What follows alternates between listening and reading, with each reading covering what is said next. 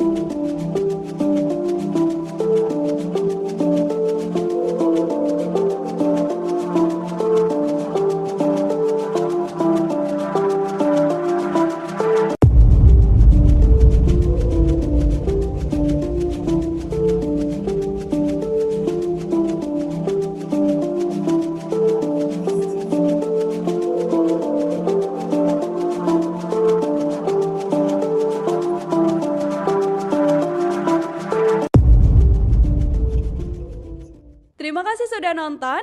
Jangan lupa like, subscribe, dan share ya.